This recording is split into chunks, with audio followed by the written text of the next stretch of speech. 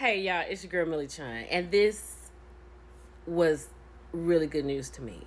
Y'all know how I feel about Funky Dineva, and now he is back on board with Love and Marriage Huntsville. Now we are all going to review it. Who's going to review it? But he's going to review it too. This is going to be good. But let's get into what he thinks about it so far. So he talked about how he had kind of got off of it because it got stressful, and he said that the fans was ruining the show for him and it was just negative and he didn't want anything to do with it, right? He said, but he had some time, he took a moment and he watched it, and he was happy about it and not happy about it. Happy because he felt like he used to feel, but a little unhappy because now he feels like he's going to have to commit to it, but he doesn't know how long. Maybe this season. So Funky Dineva feels the same way we all feel about Martell and his mom. He talks about them and their conversation they was having at the beginning of the show. And Marlene just holds Martell's hands and praises him all the way through. All through all his wrongs. And Funky Dineva was like, the problem with Martell is he wants to start in the middle of the story, not at the beginning. That could not be more right. And in this, he is holding Martell accountable because he said in so many words, all of this is your fault.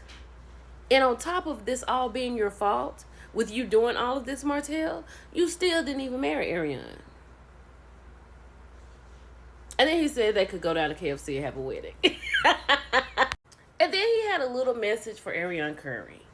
You know, she being that girl that took that man with her eyes closed. Now that she got him, like he said, he's not going to marry you, Ariane. He's not. You think just because he left, he was coming straight to you to make you his wife. He just got rid of a wife who is profitable. Silly girl.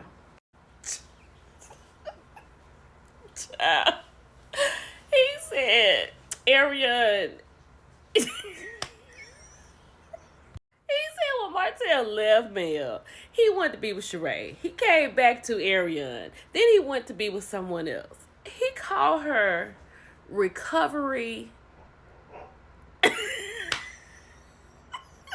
can't say it. I can't say it. It started with a P.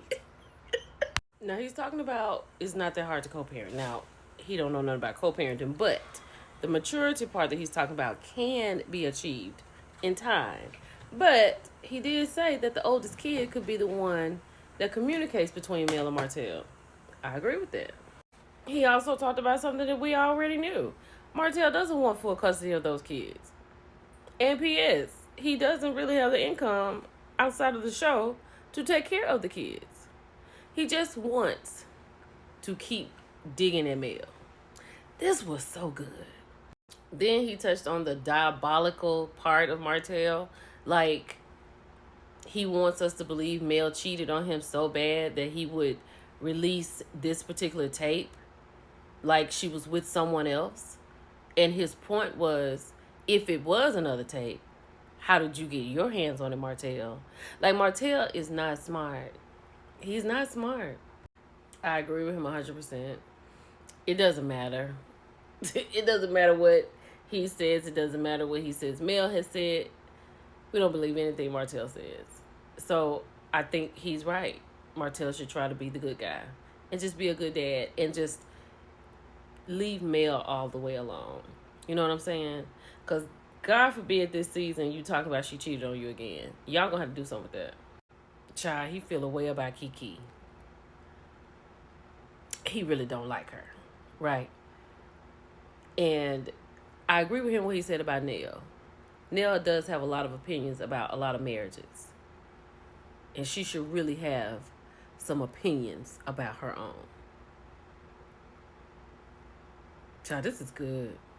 Then he spent the block and came back to Martell and Marlene. And what about them kids? Because Martell loves to talk about his 4 beautiful children. Let's get into it. That your ass went to the court with your children and found out that you had a warrant for your arrest, okay? If we're going to make it about the kids, let's not start in the middle of the story, baby. What about them kids when you was cheating with coleslaw? What about them kids when you got coleslaw? All valid questions, right? Because he loves to put it on the kids. And he and his mother sat there and did that. Let's keep going. So then he gets to talking about how messy Carlos is for bringing Sonny and Moses onto the show, and Moses being Destiny's ex. He had some words for Sonny, and I am supposed to speak with Sonny on Saturday after the show. I'll let y'all know if that's still going to happen. She says she has to speak to the network. But if I could ask her one question, I would like to know if she approves with the way that she's been introduced to us for this show. Because people have opinions. Then he goes on to talk about Destiny meeting up with Tisha. And y'all know I've said this. Because it's Tisha's idea for Destiny to have a conversation with Moses. Now, I think we all know how television works at this point, right? As Carlos says, we have to follow the story. As Jamie Tyler says, we're making a show. But in real life, no. Why would Destiny, for real, need to talk to Moses or Sonny? And he said exactly what I said. Absolutely not. They are married. Your conversation is not about to send us to divorce court. And if Moses wanted to marry Destiny, he would have. Let's keep going.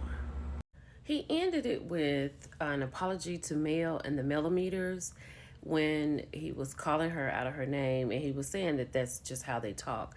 And he also said that a reason that he backed away from the show is because he had gone to black and people felt like he was in the Scott's pocket. So people were saying that he was biased against Mel. And he said, you don't get here this long without being objective. And I love that, right?